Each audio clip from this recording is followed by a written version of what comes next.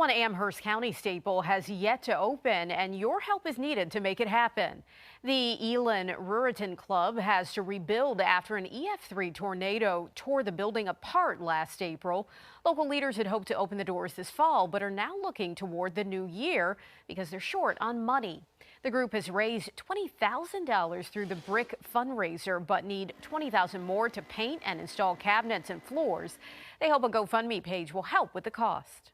Any gift is welcome, no matter how small, no matter how big.